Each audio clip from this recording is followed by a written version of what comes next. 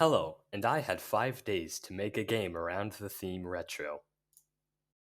Day 1.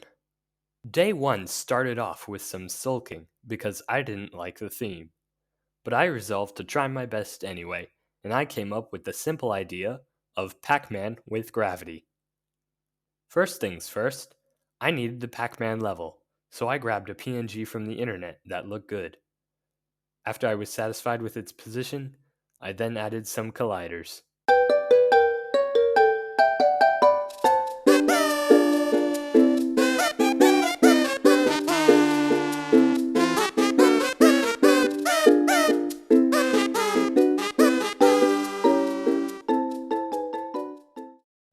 The next important step was to add Pac-Man.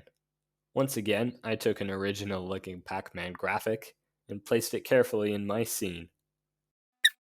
Pac-Man couldn't move yet, so I started coding an Angry Birds style movement where you could slingshot Pac-Man. Of course, there were a few bugs along the way, but I eventually got a working prototype of the Pac-Man movement. Then I spent a lot of time trying to get a pixelated effect in my game, finally using an image effect shader to get what I wanted. That was the end of the 2-ish hours I spent working on day 1.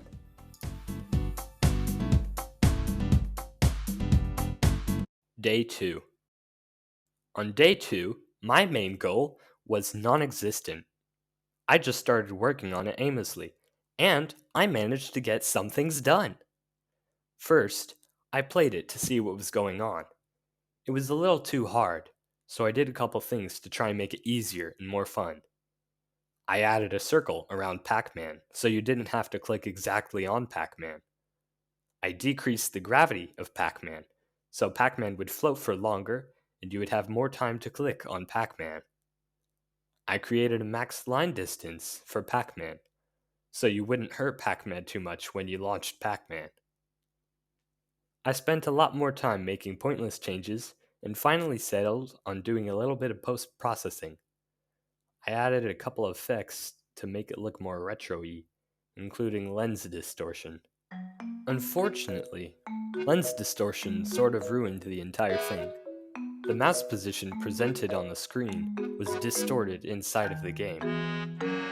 Then an idea struck me to hide the player's normal cursor and give the player an in-game image cursor, one that would be distorted the same amount as Pac-Man. It was a genius move. I next added a couple of interesting sounds for when the player hit the wall and started the game.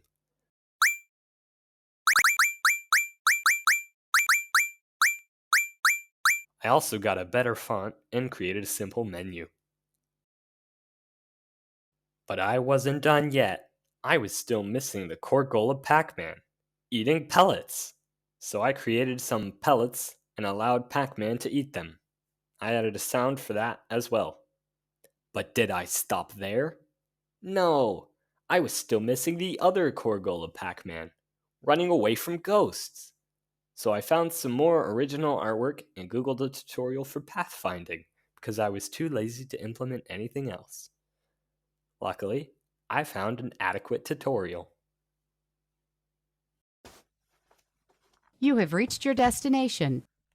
In this video, I got the ghosts to a point where they could sort of chase Pac-Man, and then I finally decided to catch some bedtime and head to sleep.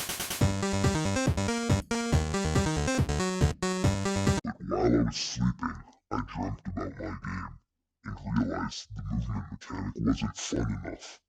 But that was a problem for future me. That concludes the 2-ish hours I spent working on day 2. Day 3.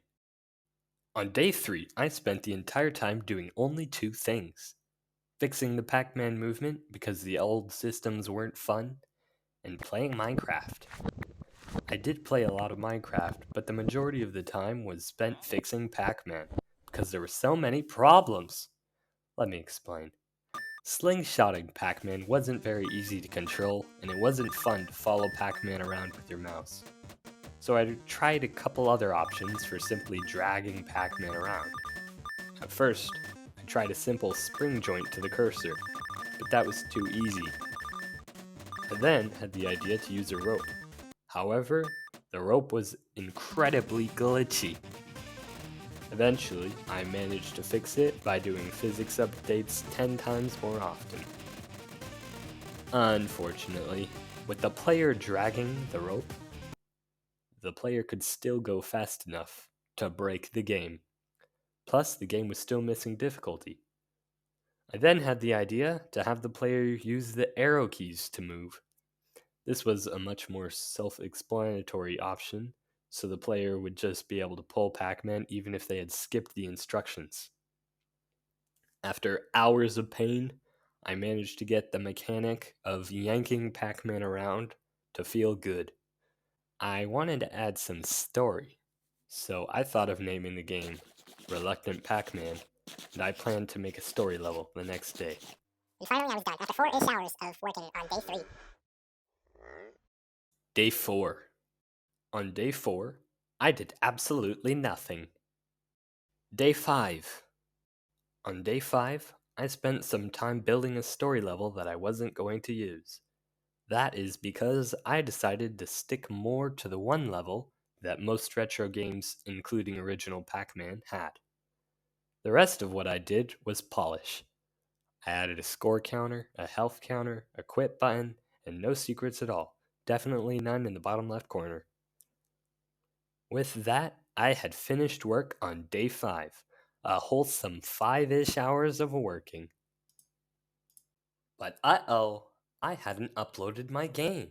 So I quickly did that and had to delete the startup sound and the image effect shader because they were causing errors. I had finally finished and was going to go to sleep.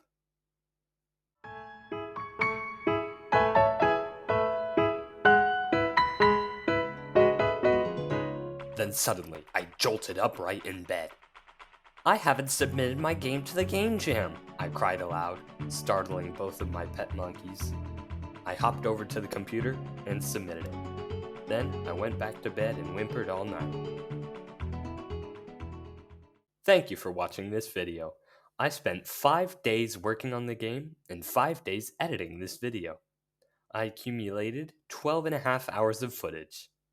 If you want me to have more subscribers, then you should probably subscribe by clicking the bread in the bottom right corner. Goodbye, and have a nice pain-free day.